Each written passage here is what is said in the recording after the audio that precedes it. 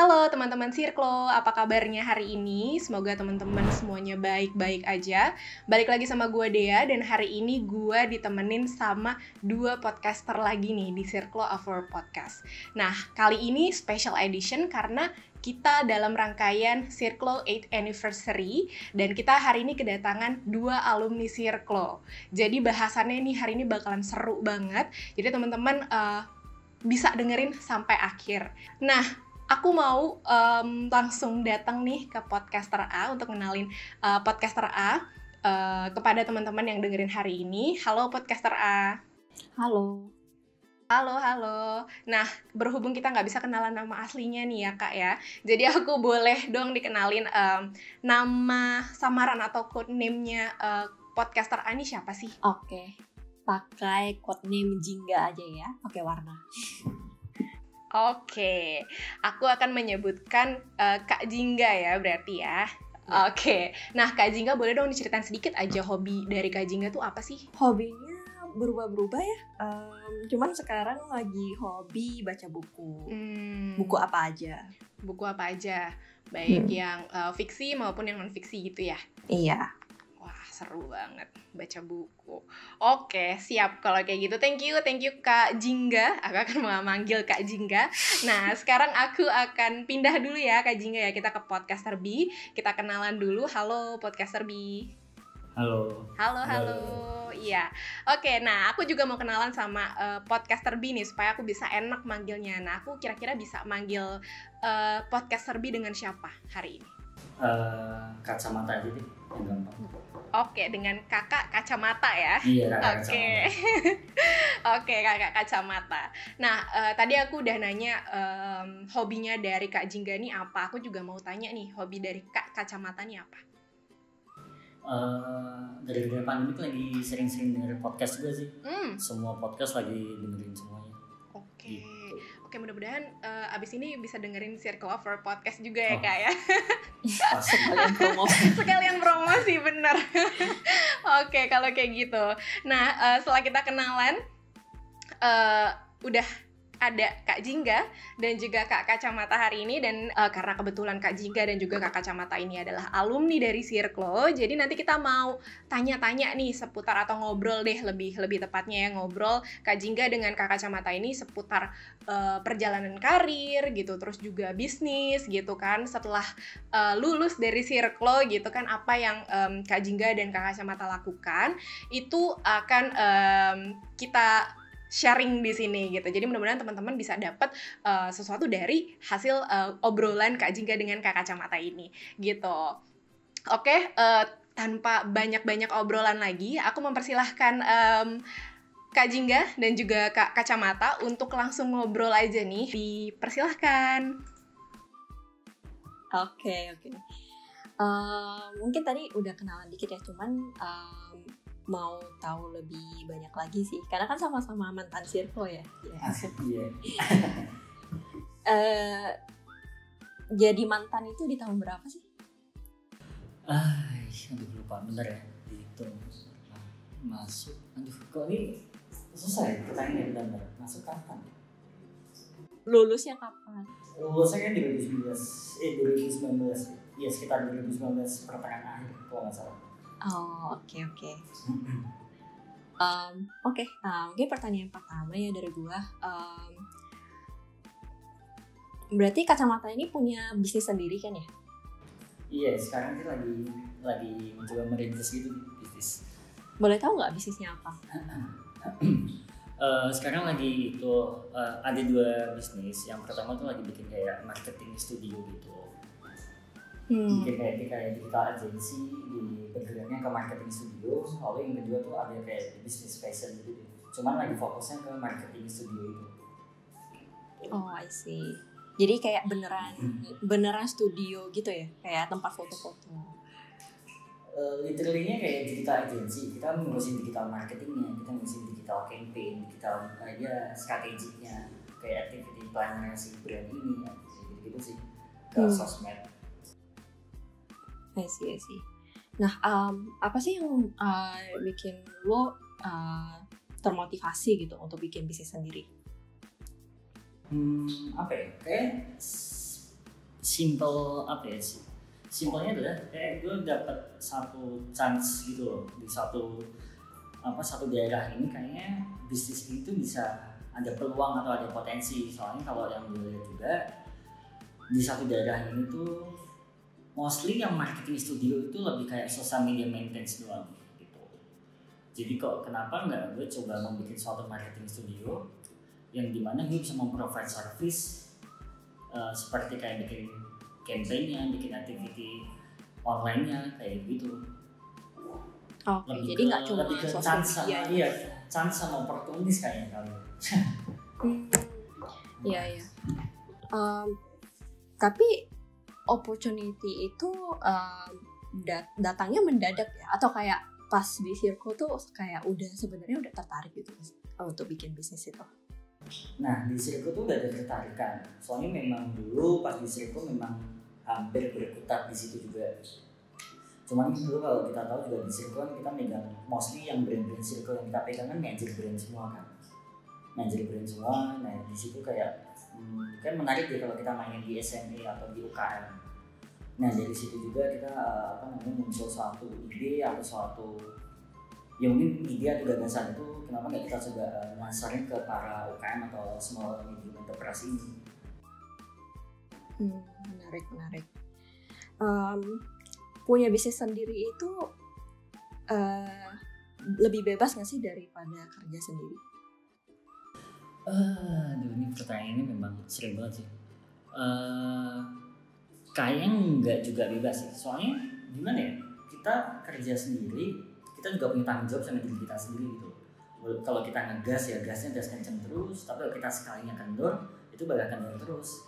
Yang mana bikin bisnis kita kayak makin pace kita berlambat gitu loh. Jadi tanggung jawabnya kita tuh malah harusnya lebih banyak kalau kita kerja sendiri. Bukannya mendiskreditkan orang yang kerja sama orang juga ya. Nggak ada yang pantengin gitu ya, nggak ada yang lagi kerjaan. Iya, nah itu sih yang bikin kita kayak bikin disiplin kita yang paling banyak kan, yang paling susah kan itu kan malah kita harus punya disiplin kita sendiri, kita harus tanggung jawab sama diri kita sendiri kan. Itu sih yang kayak bakal atau yang bisa susah. Jadi kalau let's say berarti nggak lebih bebas ya daripada kerja sama orang. Tapi bisa dibilang iya sih nggak bebas. Tapi lebih enak bebas kerja sendiri atau bebas kerja sama orang? Nggak ada pilihan itu. Karena sekarang udah kerja sendiri jadi ya udah. Iya, soalnya nggak ada benar dan nggak salah juga. Kalau kita kerja sama orang juga kita mungkin tanda kutip kita juga bebas. Kita juga kerja sendiri juga bebas juga. Cuman kan semuanya juga punya responsibility yang masing-masing kan, juga berbeda juga kan. Gitu. Jadi ya nggak bisa milih sih aslinya. Iya. Sebenarnya kalau soal waktu itu selama kita kerja pasti sama-sama sibuk sih ya. Pasti. Kecuali nganggur. Benar. Nganggur aja juga kita capek juga sih. Ngeliatin orang kerja tapi. Iya. Nganggur 2-3 hari oke lah. Nganggur selama susah. Benar. Nah terus selama bangun bisnis sendiri pasti banyak kendalanya lah ya, up and downs-nya. Terus apa sih bittersweet yang lo alami selama ini? Bittersweet-nya adalah mungkin mostly ini banyak bitternya ya. Soalnya kan baru rintis banget nih. Jadi rasanya pasti ada sweetnya sih anyway. Cuman di bitter yang paling banyak tuh itu sih. Gue bikin suatu agensi ini kan di suatu daerah, bukan di Jakarta, bukan di kota besar. Let's say ini memang di ibu kota juga, cuman di ibu kota daerah. Yang mana orang-orang tuh belum aware nih tentang service yang gue provide. Tapi sweetnya adalah, kalau kita ngomongin sweetnya adalah enaknya ternyata ini sangat challenge buat kita sih. Karena kita bisa secara langsung kita bisa ngeliat kayak customer behavior kita bisa tahu ternyata behavior setiap daerah itu beda-beda ya. Ternyata behavior setiap bisnis atau klien yang kita deketin itu beda-beda ya. Gitu sih. Iya, bittersweetnya setelah pandemi itu beda nggak? Oh, beda banget. kalau pandemi itu tuh ya itu balik lagi tentang behavior. Kalau di pandemi ini kan karena kita basically kita bikin suatu marketing ini atau enggak digital campaign ini ya. Yang kalau pandemi itu mereka kayak rela untuk gonjor-gonjor duit, udah nggak apa-apa deh kita ini toh juga transaksinya juga nggak berubah drastis lah ya. Tapi after kita pandemi, apalagi kalau pemerintah bikin apa namanya kemarin PKKM lah, ada PSBB lah. Nah itu para business owner atau si klien-klien yang kita approach itu tuh pada bahasanya apa ya, kayak perhitungan itu loh. Itu sih Jadi lebih kayak, takut ngambil resiko. yes, itu ya itu. Tapi sebenarnya itu kita dapat suatu challenge yang baru nih. Ya udah kita bisa approach dengan cara yang lain juga. Oke. Terus selama sebelumnya kan jadi pegawai ya.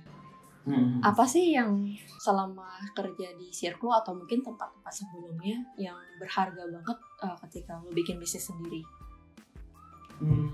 Mungkin ada beberapa poin sih yang gue dapetin sebelum gue jadi employee sekarang jadi entrepreneur itu adalah yang pertama tuh dapat modalnya tuh pasti dapat modal materi. Berarti kemarin gue kerja ke beberapa company, spesial juga di Circlo juga, gue dapat apa namanya modal duit kayak ya buat sekarang ini gue dapat modal duit. Cuman selain modal duit atau modal materi itu yang paling gue dapetin banget itu siapa tadi kayak gue gimana caranya gue kerja sama tim, gimana cara gue mereport ke manajer gue, gimana gue caranya bertanggung jawab dengan company sebesar itu, terus gimana caranya gue bisa disiplin dengan waktu yang 9 to 5 kayak gitu sih. Lebih ke modal apa ya, modal diri sendiri sih gue tangkap sih itu ya, materi. Dan berarti itu soft skill kan ya, kayak kerja sama tim dan yang lain. Iya benar. Kalau misalnya bisnis sendiri, timnya mungkin masih kecil ya, tapi tetap aja itu sebuah tim yang harus di-manage gitu. Cuman yang tadi aku bilang kayak misalkan dapat modal kayak udah bisa responsibility sama manajer, apalagi kita udah terbiasa bekerja dengan tim.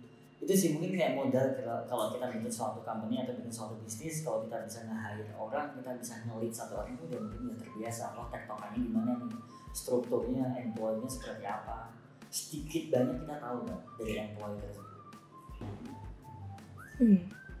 Seru banget ya, aku dengerinnya juga kayak dapet sesuatu gitu yang bisa aku ambil bener-bener dari perjalanan karirnya Kak Jingga gitu. Terus kayak tiba-tiba buka bisnis gitu dari Kak Kacamata, itu beneran asli seru banget sih.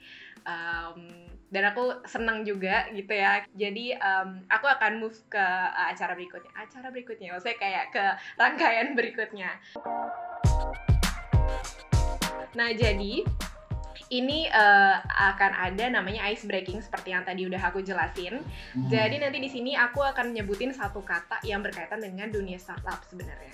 Jadi nanti begitu aku sudah sebutin misalnya kayak startup gitu, itu aku mau minta dari Kak Jingga dan juga Kak Kacamata itu duluan apa sih sebenarnya arti dari startup itu. Jadi begitu aku nyebutin startup terus aku hitung 1, 2, 3 baru Kak Jingga sama Kak Kacamata boleh buru-buruan nih jawab gitu. Oke, jadi nyebutin nama code-nya aja ya.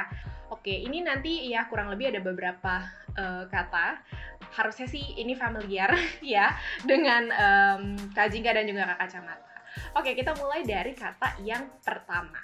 Oke, unicorn, 1, 2, 3. Jingga. Oke, silakan.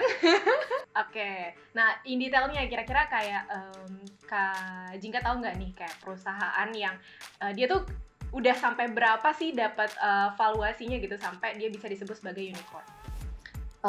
I think minimal valuasinya $1 million ya. Right, bener banget. Oke, 1 poin buat Kak Jingga. Oke, kita lanjut ke kata yang kedua. Ramen profitable. 1, 2. Profitable. Ya. Oke, aku jelasin ya. Ramen profitable ini sebenarnya bisnis yang sebenarnya perusahaannya itu punya kan aja di dalam perusahaan. Gitu. Okay. Itu biasanya kita sebut sebagai ramen profitable. Oke, kalau kayak gitu. Aku next ya. Kemungkinan ini pasti Kak Jingga atau Kak Kacamata mungkin familiar banget sih sama kata ini. CTA 1, 2, 3. CTA. Itu apa kacamata? Code name-nya? Kacamata. Okay. Silakan. CTA kan? CTA kan? Ya, betul. CTA. Call to action ya sih? Itu yang biasanya buat kalau kita bikin suatu strategik atau apa, itu bisa buat pursue si audience buat ngelakuin, mungkin dia order mungkin atau apapun buat ngeklik kita.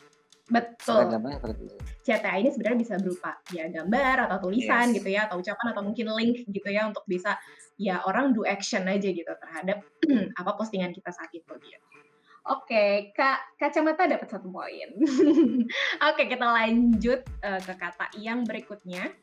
Fulfillment 1, 2, 3. Kacamata. Boleh, silakan. Oh ya, bahasa gampangnya fulfillment kayak warehousing kayak gudang. Yang dimana di fulfillment itu mostly yang di 2018 akhir itu paling banyak kata-katanya namanya fulfillment center itu, atau enggak kata lainnya kayak gudang online, di mana orang-orang atau brand-brand besar, even itu brand kecil pun bisa menaruh barang di situ. Kita yang mau package, kita yang ngurusin orderannya, kita gitu. Seingat gue sih itu ya. Yang kayak sekarang Circle ngelakuin sih, dia sebagai salah satu fulfillment center juga, kalau nggak salah. Betul sekali. Oh benar, oke. Benar. Nice. Jadi kita jadi pemenuhan pesanan online gitu ya. Jadi dari penjual atau e-commerce enabler gitu, nanti bisa dikirimin langsung ke customer-nya, ke konsumennya. Betul sekali, 1 poin untuk Kak Kacamata. Ayo Kak Jingga. Setelah ini enggak, tadinya gue mau jawab kayak fulfillment itu kayak untuk ini kan pemenuhan kepuasan seseorang. Benar juga sih sebenarnya. Oke. Oh iya, berhubungan sama startup, lupa. Benar sekali.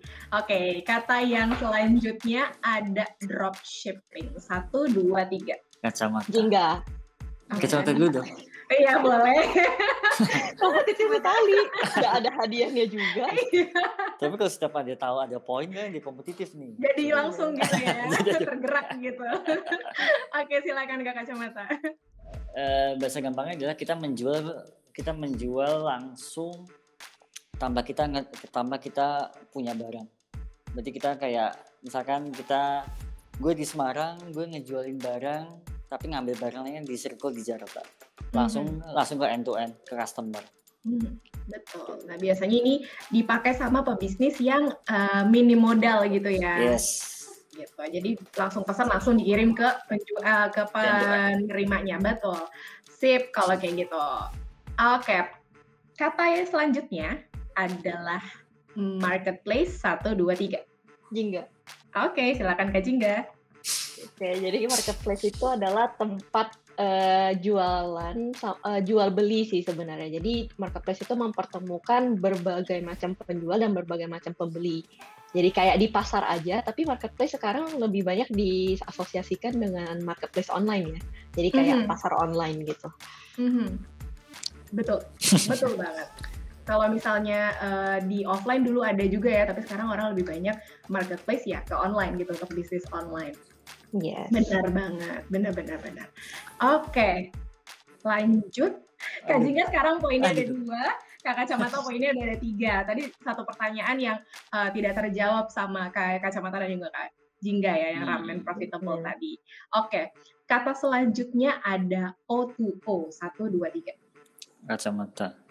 Oke, silakan. Itu biasa bahasa harfiahnya adalah kayak offline to online atau online to offline. Itu biasanya tuh orang-orang ngelakuin dia bisnis dari offline ke online atau online ke offline. Bisa dilakuin ke marketingnya tuh, kita bikin satu strategi di online akan selaras sama offline, gitu juga sebaliknya. Kalau nggak salah itu ya. Betul sekali ya. Jadi biasanya online to offline atau offline to online ya. Jadi itu bisa dua-duanya yang kita bisa sebutnya O2O. Oke. Yes. 1 poin lagi untuk Kak Kacamata. Oke. Kata yang terakhir ada Dekakorn. 1, 2, 3. Boleh, silakan. Valuation-nya minimum $10 million. Right, benar. Oh bener, Oh. iya. Jadi kan ada kata dekai ini ya, kata dekai ini sebenarnya basicnya dari bahasa Yunani, yang sebenarnya artinya adalah angka 10 gitu. Jadi 10 oke. ditambah dari artian unicorn tadi. Kalau unicorn kan tadi $1 yang 1 miliar US dollar Satu ya. miliar, yes. Nah sekarang karena dekakorn ada dekanya jadi 10 miliar US dollar gitu. Satu poin untuk Kak Jingga. Oke, kata yang terakhir nih, sayangnya ada kata exponential growth. 1, 2, 3. Aduh, ini gue lupa. Nggak tahu deh. Susah, Jingga. Coba Oke, ya. silakan. Pertumbuhan yang sangat signifikan. Udah gitu aja. Gimana jelasinnya ya? Pertumbuhan yang sangat signifikan dalam kurun waktu tertentu gitu. Oke, betul. Jadi intinya aku summarize juga. Jadi intinya bisnisnya bisa berkembang cepat dan berkali-kali lipat gitu ya dalam satu waktu relatif yang relatif cepat gitu. Nah itu namanya exponential growth. Sekarang poinnya Kak Jingga dapat 4 dan Kak Kacamata surprisingly juga dapat 4 karena tadi satu kata juga miss gitu ya. Jadi Kak Jingga dan juga Kak Kacamata emang terbukti sebagai anak startup gitu. Sama-sama pemenang. Iya, sama-sama pemenang, betul sekali. Kalau tadi kita udah denger dari segi bisnisnya Kak Kacamata, nah episode selanjutnya kita dengerin cerita Kak Jingga yang memilih jalan karir yang berbeda. Gimana tuh ya? Nantikan episode selanjutnya ya, so stay tune!